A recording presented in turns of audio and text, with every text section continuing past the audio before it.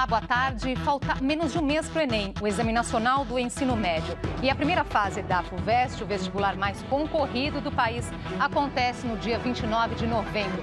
Com a proximidade das provas, vem a ansiedade e as técnicas para organizar a rotina de estudos. Menos 2x vezes x. Faltando pouco menos de um mês do Enem, concentração e estudos redobrados. Eu fiz uma tabela de prioridades. Nessa tabela eu marquei quantas horas eu precisava estudar e quais eram as minhas matérias de preferência. No meu caso, são mais as exatas que eu tenho mais dificuldade. Ao invés de pegar só as matérias que eles passam no cursinho, eu também costumo fazer algumas provas antigas. Eu tenho lido muito, faço uma redação por semana e estou fazendo bastante exercícios.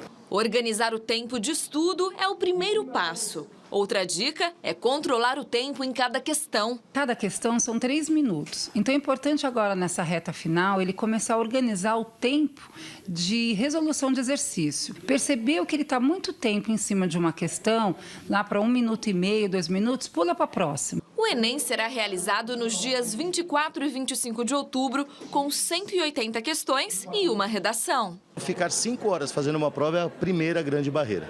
A segunda barreira é a quantidade de questões. Aqui nessa unidade de cursinho em São Paulo, cerca de 4.000 alunos vão fazer a prova do Enem. E a maioria deles afirma, fazer os simulados é uma das melhores estratégias para se preparar para o grande dia. Normalmente, as questões do Enem, ela fornece a informação para o candidato. O que ele tem que saber é usar essa informação, aplicar essa informação, esse conceito, né, numa situação de aprendizagem que está colocada ali na questão. Não focar em matéria, mas parar para pensar que é uma prova de competências e habilidades. Para conversar com a gente sobre a preparação para os exames, recebemos Regina Zerbini Denigres, professora de avaliação do ensino e da aprendizagem da PUC São Paulo, e também Renan Garcia Miranda, coordenador do Ângulo Vestibulares. Participe aqui da nossa conversa, mande suas perguntas através da nossa página na internet e também via Facebook. Os endereços são esses que estão aí na sua tela. Boa tarde, agradeço muito vocês terem aceitado o nosso convite. Bom, os próprios estudantes aí já têm técnicas, né? Eles citam aí de que forma se prepararem para o Enem, para o vestibular. Vamos começar então pensando na preparação. O que o estudante deve ter em mente nesse momento, professor?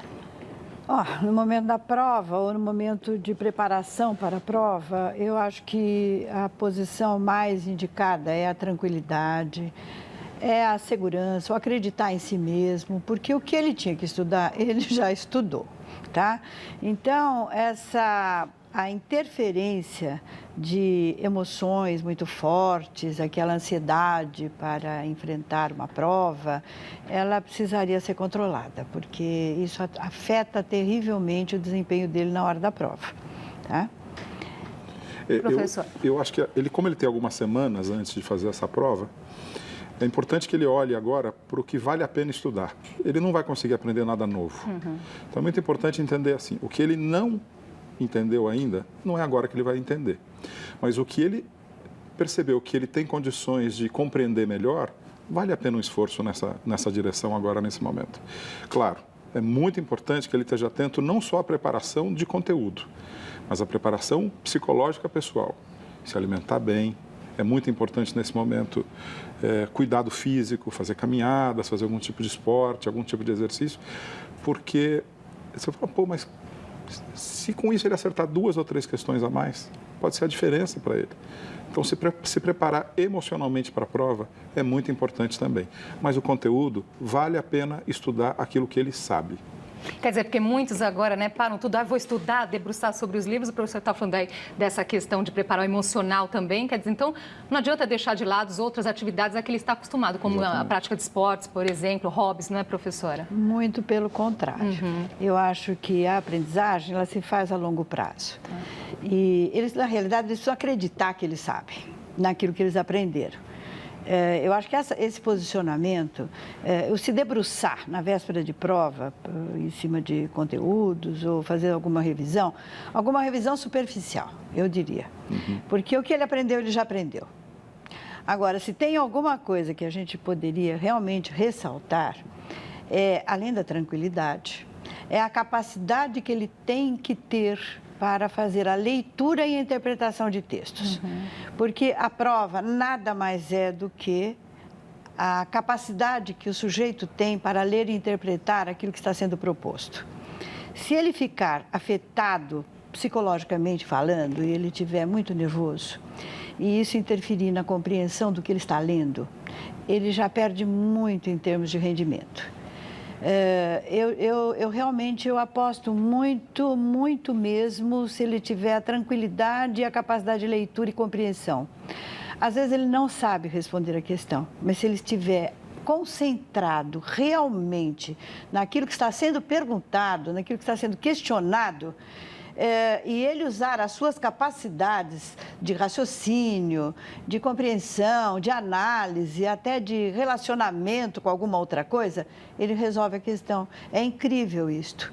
Então, ele não pode ficar muito preocupado em estar lembrando de fatos isolados, de informações isoladas. Eu acho que a prova é uma sabedoria. É uma sabedoria em que ele consegue resolver. Ele precisa acreditar nele mesmo, em primeiro lugar, tá? Em segundo lugar, que ele tenha bastante tempo para se concentrar nas questões. Professor. Em cima disso que ela está dizendo, tem uma coisa muito importante, né? Cada prova tem uma atmosfera. Cada prova ela é pensada num certo modelo de tempo e de elaboração de questões. Todas elas têm essa marca que ela lembrou muito bem da interpretação de texto. Mas a atmosfera de uma prova do Enem é diferente de uma atmosfera da prova da FUVEST. Então, é importante, nesse momento, dar uma olhada nas provas dos anos anteriores, não preocupado com o conteúdo, até porque dificilmente uma questão vai se repetir. Mas é importante ele olhar para essas questões para ver a atmosfera da prova. Porque, do ponto de vista emocional, você chegar na prova do Enem, tendo visto a prova do ano anterior, você fala, não, eu sei que tipo de atmosfera tem essa prova. Isso melhora bastante a questão emocional dele. Esses simulados, então, também são uma boa saída para diminuir, de certa forma, essa expectativa, para saber, né, o que esperar, professora? Sempre. Quando você vai enfrentar uma situação problema, se você tem vamos assim dizer, um ensaio do problema, percebe? Sempre vai facilitar a tua vida. Tá? Então, rever provas, analisar o tipo de questão, se colocar mais ou menos em termos de, não tanto para que ele resolva a prova, mas que ele veja o estilo de questão, a forma. As questões agora do Enem, eu estive observando, são questões até inteligentes, realmente elas estão melhorando muito. Eu fico até muito irritada, às vezes, quando eu vejo uma questão que apela para a memorização, porque não é esse o perfil do sujeito que vai entrar numa universidade. Aquilo que ele memoriza, ele esquece com muita facilidade. A decoreba não funciona, não funciona, né? Na vida, não funciona nunca, ele esquece. Agora, se ele realmente consegue incorporar a aprendizagem, se ele consegue realmente utilizar aquilo que ele aprendeu, e nisto a gente tem a interferência muito grande das escolas. As escolas precisam trabalhar no sentido de dar significado àquilo que eles estão aprendendo, sabe? Quer dizer, tem que passar, de certa forma, para o estudante, para que ele entenda que ele pode usar aquele aprendizado para a vida e não para passar apenas numa prova, né? Porque senão, ele pensando dessa forma, não vai para lugar nenhum, não é, professora? Fica difícil, né? É que as provas, elas já estão focadas muito nisso que a professora lembrou, que é, elas já estão focadas num modelo de aprendizado que é muito importante para a vida deles. Portanto, se ele for bem na maior parte dessas provas hoje bem elaboradas, como o Enem ou a parte da prova da FUVEST, ele está fazendo um bom preparo para a vida. Então, ele precisa olhar para essa prova com muito discernimento, muita sensatez, questão a questão. Olha, tem perguntas aqui chegando para a gente. A Bruna Liana, ela pergunta sobre a redação. Como me preparar para a redação do Enem sem confundir a estrutura que é cobrada aí pelo MEC com projetos técnicos, com TCC? Quer dizer, muita coisa que está acontecendo com a Bruna, né? Então, o Enem ele tem critérios muito claros de correção. 5 critérios muito claros de correção. É bom o aluno dar uma olhada nesses 5 critérios com muita atenção, porque é uma correção técnica. Diferentemente, por exemplo, de uma correção da Unicamp, que a gente pode dizer que é uma correção mais holística, em que os 2 textos podem ter a mesma nota, mas que uma avaliação nova desses 2 textos muito bons pode levar em consideração que não. Os 2 chegaram no mesmo alvo, mas esse texto ele teve uma qualidade de amarrar as coisas com uma qualidade melhor. Então a Unicamp vai dar uma nota maior para esse texto. A correção do Enem é técnica para cada um daqueles tópicos. Então, se o aluno lê com atenção aquilo, ele vai estar focado numa boa preparação para aquela prova. Professora? Na realidade, eu vou insistir de novo, tá? Para que, antes dele resolver o problema da redação, que ele se atenha muito naquilo que está sendo perguntado, naquilo que está sendo proposto. Tá? Na realidade, ele está diante de um problema. Comumente, ele está diante de um problema que ele tem que resolver. E diante de um problema, porque sempre tem um foco, ou porque é uma solução que se pede, mas sempre se tem. As questões de redação, elas se baseiam sempre em textos. E esses textos, eles precisam ser lidos com muito cuidado e muita cautela para que a pessoa não incorra em escapar da temática. E tem um outro detalhe muito importante, ele não pode ficar afoito para escrever imediatamente. Ele precisa planejar a sua redação. Como planejar?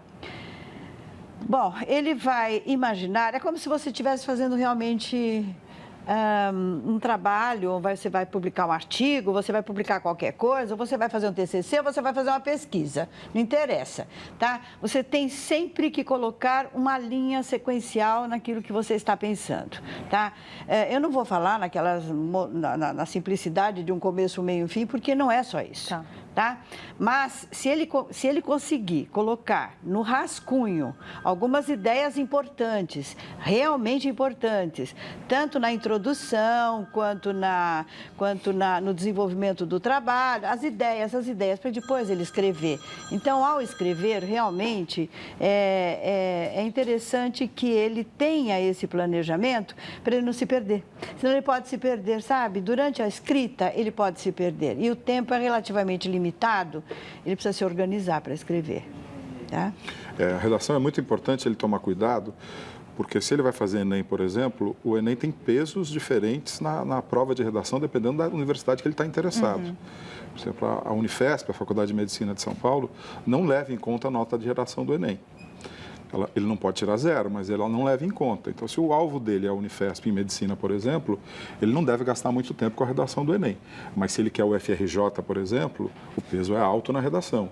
Então, aí é muito importante que no segundo dia do Enem, ele dedique um bom tempo a essa redação, talvez até em primeiro lugar. Pensar como organizar o tempo durante a prova. Nós vamos falar disso já. Vou chamar antes aqui uma reportagem mostrando que estudar em casa com aplicativos e jogos é uma opção para quem vai prestar o Enem. Quase 8 milhões de estudantes vão fazer as provas no final deste mês e boa parte usa tecnologia como complemento às aulas. Em tempos de tecnologia, conteúdos importantes se aprendem em sala de aula e se aprimoram nos tablets e smartphones por meio de plataformas e aplicativos. Ajuda muito, que se você tem dificuldade numa matéria, você vai lá fazer uma avaliação e ele fala o seu grau e você estuda o que você precisa. Muito eficiente, porque eu nunca fui uma pessoa muito organizada nos estudos. Então, eu acho que agora eu consigo selecionar e ver o que eu preciso estudar. Uma vez por semana, os alunos do ensino médio deste colégio assistem a videoaulas e fazem exercícios voltados para o Enem. Em casa, a prática continua. A plataforma ela faz uma prova para você, daí ela vê as áreas que você tem dificuldade e sugere aulas para você fazer. Isso ajuda bastante a se preparar. Eu vou ouvindo as aulas e eu vou fazendo o meu próprio resumo. A plataforma online usada por essa escola da Zona Oeste de São Paulo tem acompanhamento dos professores dentro e fora da sala de aula. Ela faz parte de um sistema personalizado de ensino que também disponibiliza um aplicativo gratuito com conteúdos do Enem. Nos dois casos, o aluno pode estudar a qualquer hora e em qualquer lugar. Além disso, os aplicativos ajudam a fixar o conteúdo de forma lúdica, com jogos de raciocínio e de perguntas e respostas que usam questões de exames anteriores. Também é possível baixar manuais de redação e até acessar listas com erros cometidos por estudantes, as chamadas pérolas do Enem. Eles trazem para a sala de aula dúvidas que eles têm do que foi estudado na plataforma. Então, o professor até abre a plataforma, vai ver como é, a turma toda conversa sobre isso. É mais rico quando a gente integra a escola com a plataforma. Como fazer, então, usar a tecnologia, né, a favor do estudante, professor? Primeira coisa, nós estamos falando de suportes. O suporte pode ser o livro, o suporte pode ser o computador, o suporte pode ser a lousa. O que importa é o que ela enfatizou muito bem no primeiro bloco. existe uma questão que é leitura. Em quantidade, em volume, essa leitura em todas as áreas do conhecimento. Então, a plataforma digital ela é facilitadora porque ela é mais fácil de ser acessada pelos alunos. Mas o aluno tem que tomar cuidado porque a questão dessas provas que ele vai prestar é uma questão de questões inteligentes de interpretação. Então, ele deve estar atento a usar essas plataformas para não perder esse foco de usá-la como um elemento para melhorar a sua qualidade de leitura e interpretação. Essa é a parte mais importante para lidar, seja com qual suporte for. Quer dizer, mesmo com o uso da tecnologia, tem que ter um foco também, Exatamente. né, professora? A versatilidade que nós temos hoje e a facilidade que a tecnologia da informação está oferecendo para os alunos, que eu não tinha na minha época, logicamente, tá? Então, eu fico, assim, encantada de ver as alternativas que eles têm para consulta, para resolver problemas, para ajudar na resolução de problemas. Quem resolve o problema é ele mesmo. Mas apelar para essas fontes de informação, eu acho interessante, porque hoje o estudante está muito ligado realmente em todo esse aparato tecnológico. Eu acho que até faz bem para ele, porque parece que ele até dorme com o celular, né? Então, para aproveitar, já que ele está com aquele aparato lá, ele pode aproveitar para consultar, para verificar as suas dúvidas, etc. Eu, como educadora, na realidade, eu tenho algumas restrições ao problema que a gente passa aqui no Brasil, no sentido de sufocar os alunos com relação ao vestibular, né? Ao vestibular, ao Enem, e cada vez mais se valorizam essas provas, né?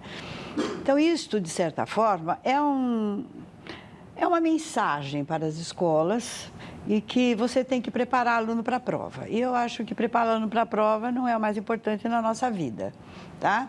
E realmente eu acho que tem coisas mais importantes na vida do que preparar você para uma prova. Você vai falar sobre isso daqui a pouquinho, vamos fazer uma pausinha aqui e o JC Debate volta já.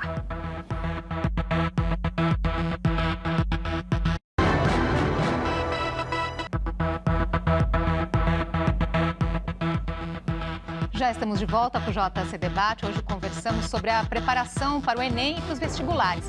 Com a gente, Regina Zerbini Denigres, professora de avaliação do ensino e da aprendizagem da PUC São Paulo, e Renan Garcia Miranda, coordenador do ângulo Vestibulares.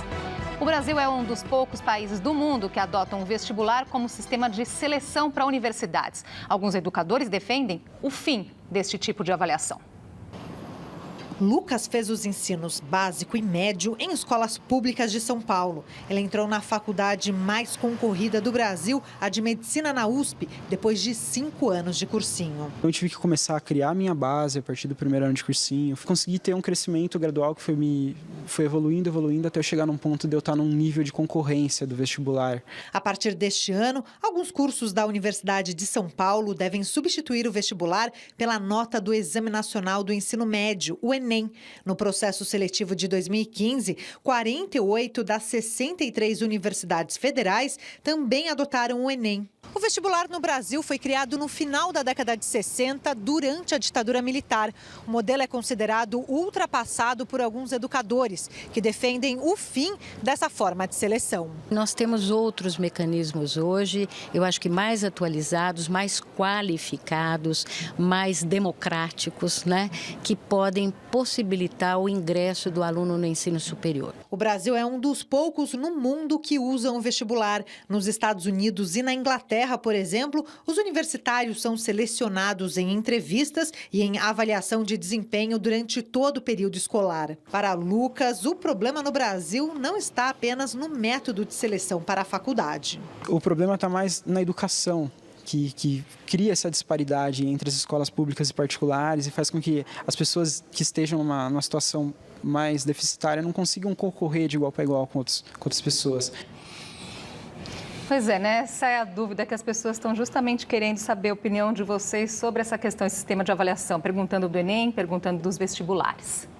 É o caso aqui do Eduardo Pison, que quer saber a opinião justamente.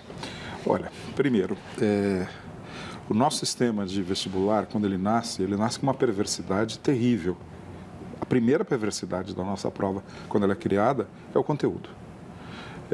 o volume de informações que o aluno tinha que acumular, o tipo de pergunta decoreba que era feita, que favorecia aulas de professor cantando musiquinha e coisas do gênero, era terrível.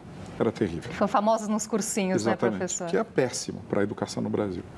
Então, esse primeiro problema foi melhorando ao longo do tempo. A PUC de São Paulo, a FUVEST, a Unicamp começaram a fazer provas de uma qualidade muito melhor do que faziam antes. Então, hoje, quem se preparar dessa forma não está mais se preparando. A prova hoje, ela é muito melhor. Agora, se você pegar o caso dos Estados Unidos, por exemplo, eles têm um sistema em que a entrevista é um pedaço da avaliação. Há também a questão das notas que ele teve no ensino médio que são levadas em conta. Então, há uma triagem. E eu acho que essa triagem, quando há mais pessoas desejando uma universidade do que o número de vagas disponíveis, nós vamos ter que ter algum tipo de triagem. Evidentemente que, da forma que está hoje, chega a ser esquizofrênico, porque são provas muito diferentes, com preparações muito diferentes, com conteúdos distintos.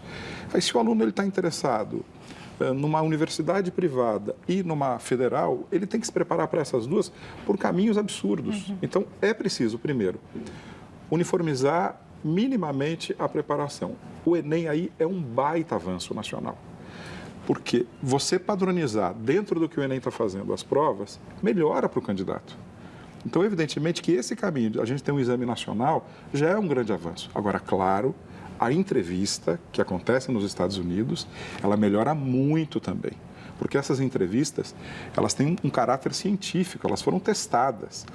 Nós vamos ter aqui, pela primeira vez em São Paulo, uma universidade fazendo isso, que é o curso de medicina do Albert Einstein, que vai usar o mesmo padrão americano de entrevista.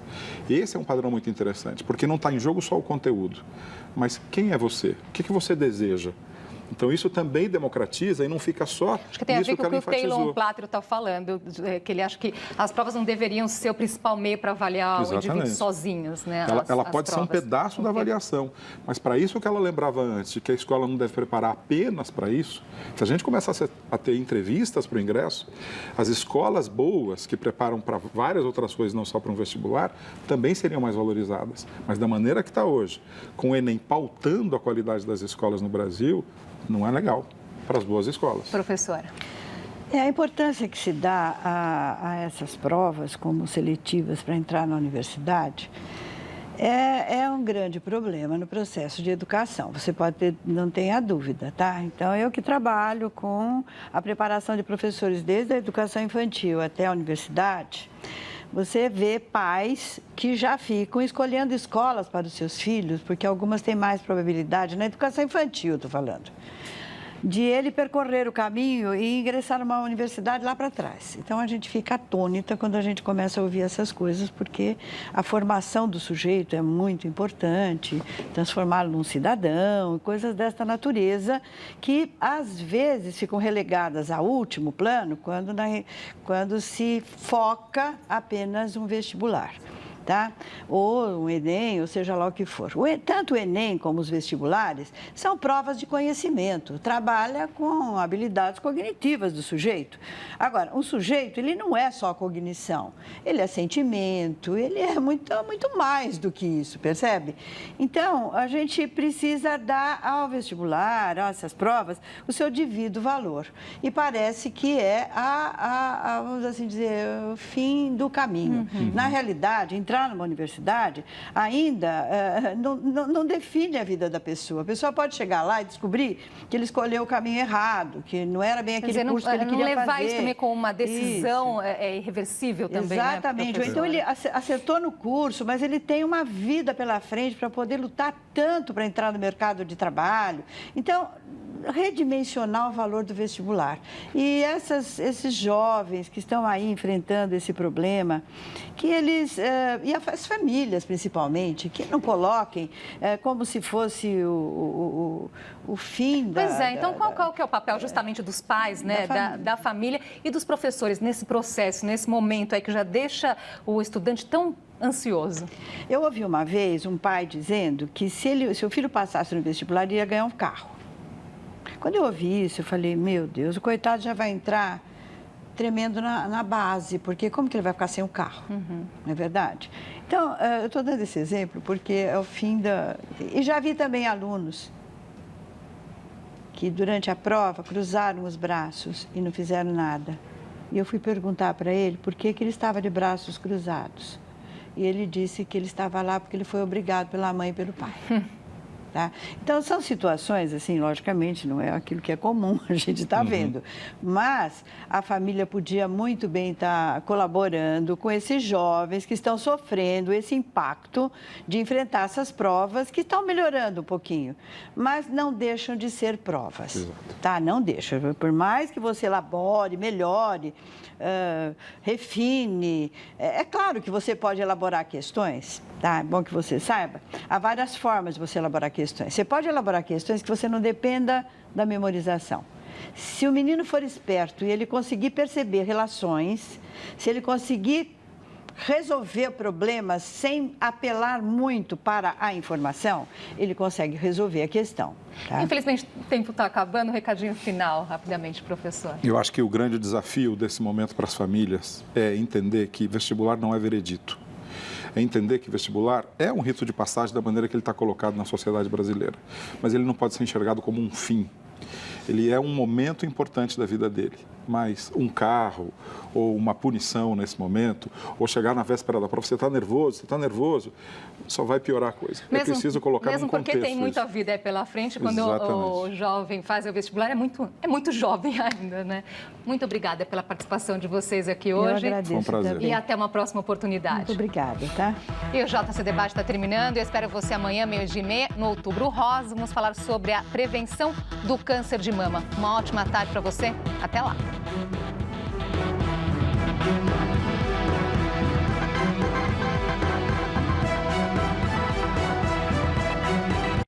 5 amigos muito divertidos vieram parar aqui na Cultura. E viveram felizes para sempre. Ei, ainda não acabou! A diversão tá só começando! Yahoo! Eles vão animar o seu dia com muita gostosura. Que delícia! Vem aí, Pororô, o Pequeno Pinguim. Legal! Nesta semana, no Era Uma Vez no Quintal... Eu quero apresentar para vocês uma pessoa que apareceu aqui no quintal. Aqui dentro, na sala blindada, tem uma arma muito poderosa, capaz de espalhar a maldade pelo mundo todo. Eu preciso achar um jeito de entrar nessa sala blindada. Eu vejo a hora de começar a espalhar o mal. A Super Vovó no Era Uma Vez no Quintal. Vim procurar as flores do mal. De segunda a sexta, 5 da tarde e sábado, 12:30. Minha nossa, o que vamos fazer? Procurando por diversão, ela tem a solução. Primeiro, tem que pular 3 vezes com uma só perna. Agora, sacode bastante os braços e põe a língua pra fora. E agora, feche os olhos e rode depressa 3 vezes. Não, Peppa. Assim é complicado demais. Basta ficar ligadinho aqui na Cultura, que a bagunça é tamanho família. Ainda hoje, Peppa Pig vai chegar com mais histórias pra contar. Estão todos prontos? Prontos! Então, vamos lá!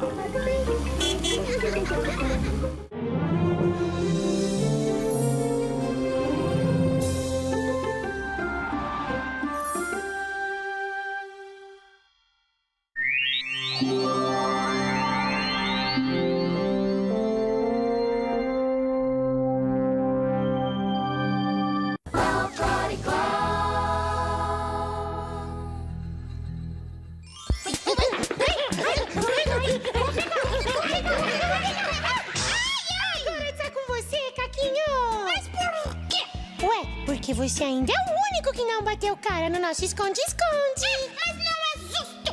Ah, puxa. É a sua vez, viu, Caco? Por que não é justo agora? Por quê? Agora vocês vão se esconder na mata e é muito mais difícil de achar, né? Puxa, eu não tinha pensado nisso. E nem pense, Toquinho. Isso é desculpa do Caco pra não bater cara. Caquinho! Pode ir, é a sua vez. Ai, porcaria! Tá bom, vai, tá bom, tá bom.